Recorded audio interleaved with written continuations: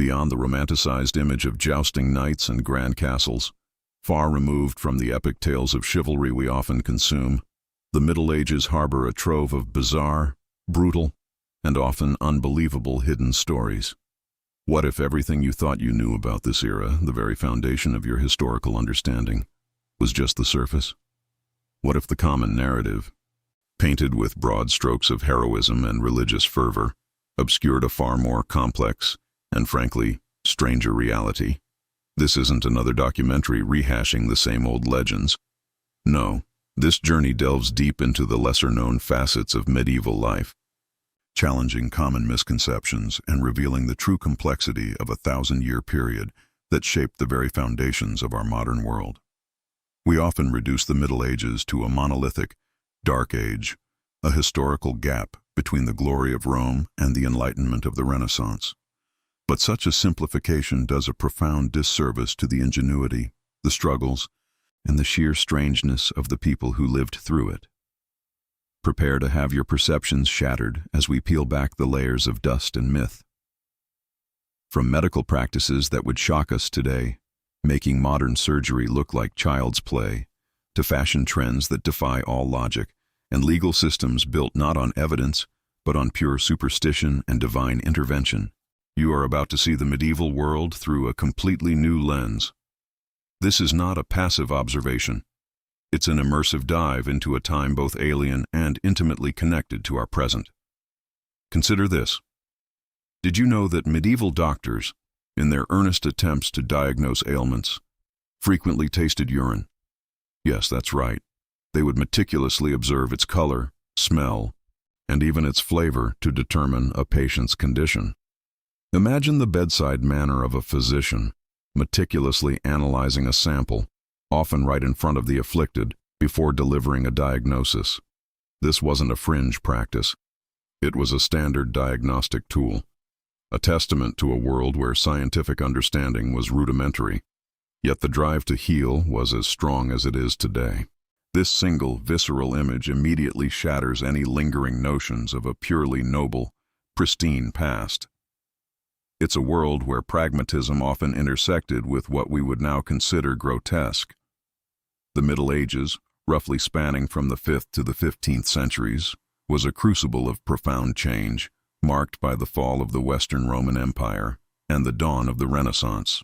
It was a time when the prevailing worldview was a complex tapestry woven from fervent religious belief, widespread superstition, and a nascent, burgeoning understanding of the natural world. These elements often clashed, creating a society that navigated life through a unique, often contradictory, philosophical and practical framework. Faith was not just a personal belief. It was the bedrock of society, influencing everything from politics to personal hygiene. Within this framework, social structures were rigidly defined, yet within those confines, life unfolded in unexpected ways. Take peasant life, for instance. Far from being uniformly downtrodden and miserable, medieval peasants often enjoyed a surprisingly varied diet, especially compared to some later periods. Their leisure activities, while limited, included wrestling, storytelling, and communal feasts, offering glimpses of joy amidst hardship. They weren't passive victims. Records show numerous forms of resistance and even outright rebellion against oppressive lords, demonstrating a spirit of defiance that often goes unacknowledged. And then there were the nobles. Beyond the battlefield and the pursuit of glory, their lives were filled with bizarre courtly rituals, elaborate and often impractical clothing designed to flaunt wealth and status, and a constant, intricate dance of power. Maintaining their position wasn't just about military might. It was about intricate social maneuvering, strategic marriages, and the true, often hidden cost of power. Their castles, while symbols of strength, were also centers of intrigue, where alliances were forged and broken with ruthless efficiency. Before we continue, subscribe to the channel and tell us in the comments where you are watching from. The pursuit of justice in this era was perhaps one of its most confounding aspects, a stark reflection of that intertwined worldview where the divine held ultimate sway. Imagine a legal system where guilt or innocence wasn't determined by evidence or eyewitness accounts, but by the will of God.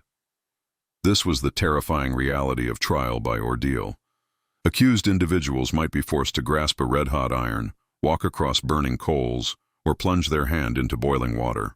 If their wounds healed cleanly, it was believed God had intervened to proclaim their innocence. If not, guilt was confirmed.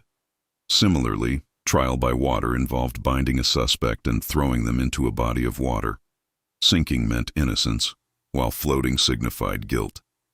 These were not mere barbaric acts. They were deeply entrenched judicial processes, rooted in the sincere belief that divine judgment would reveal the truth, a chilling testament to a society grappling with concepts of justice without modern forensic tools. Beyond these dramatic spectacles, medieval law was replete with unusual regulations and punishments that reveal much about their societal values.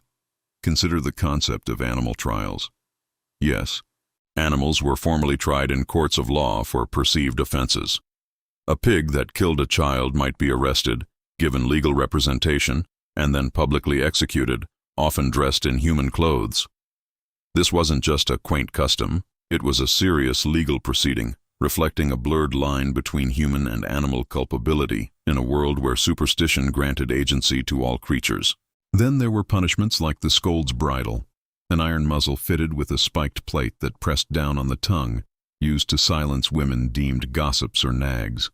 These peculiar forms of justice highlight a society more concerned with public order and moral enforcement than individual rights as we understand them today. Perhaps nowhere was the blend of the bizarre and the pragmatic more evident than in medieval medicine. The dominant medical paradigm was the humoral theory, inherited from ancient Greece. This complex system posited that the human body was composed of 4 fundamental humors: blood, phlegm, yellow bile, and black bile. Health was a state of balance among these humors, and illness was a result of imbalance.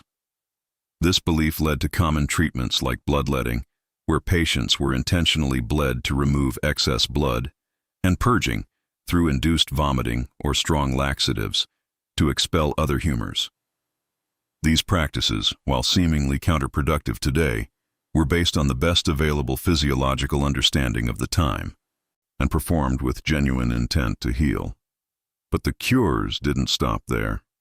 Medieval remedies often bordered on the fantastical. Trepanning, the practice of drilling holes into the skull, was used to treat everything from headaches to mental illness, believed to release evil spirits or relieve pressure. Potions were concocted from an astonishing array of ingredients, some herbal and potentially effective, others utterly bizarre.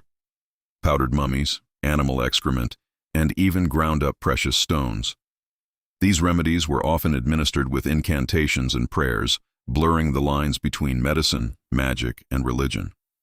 The ultimate test of medieval public health, and a stark illustration of their medical limitations, was the arrival of the Black Death in the mid-14th century. This devastating plague wiped out an estimated 1/3 to 1/2 of Europe's population. Communities, lacking any understanding of germ theory or contagion, struggled to cope. Superstition ran rampant, with many believing the plague was divine punishment, a miasma in the air, or even a deliberate poisoning. Treatments were ineffective, ranging from burning aromatic herbs to bloodletting, and the social fabric teetered on the brink of collapse. The plague, more than any other event, underscored the fragility of medieval life and the profound gap between their understanding of illness and its true biological origins, yet it also spurred some rudimentary public health measures like quarantine, born out of desperate necessity.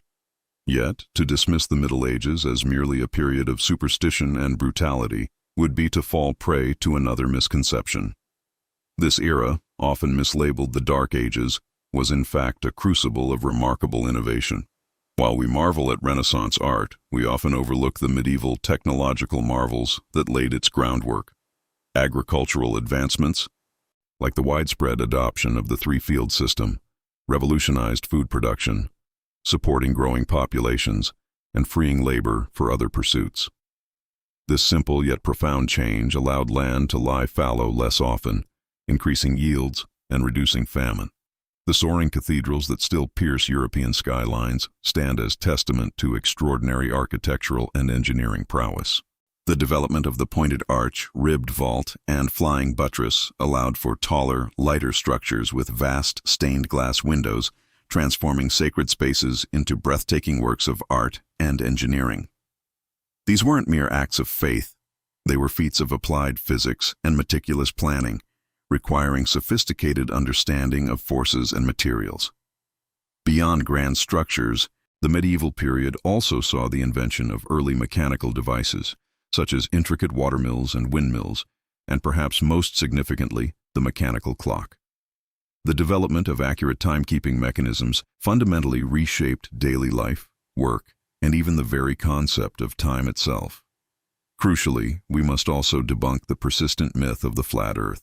Contrary to popular belief, educated medieval people largely understood the Earth was spherical.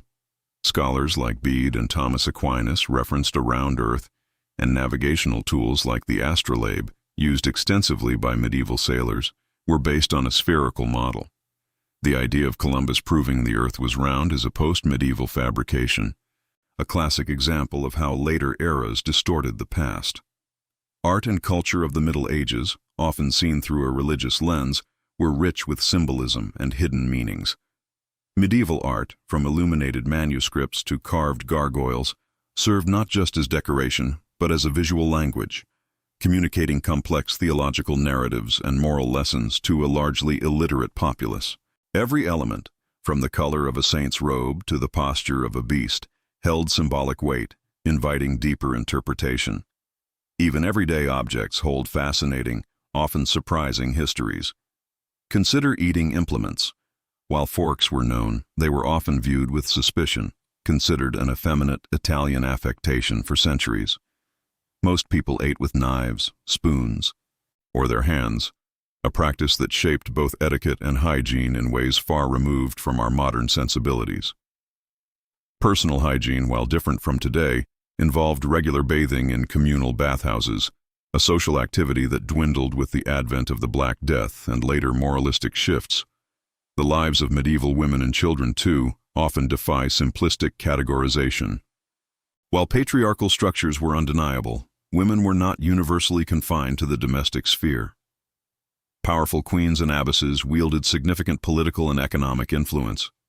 Female artisans ran successful businesses, from brewing to textile production, and some women even participated in warfare, either directly or in support roles. Childhood, however, was indeed a starkly different experience. High infant mortality rates meant that many children did not survive to adulthood, fostering a different emotional relationship with offspring. Children were often seen as miniature adults, entering labor or apprenticeships at young ages, their play and education geared towards practical skills for survival. As we peel back the layers of these hidden medieval stories, a profound connection emerges between their world and our own.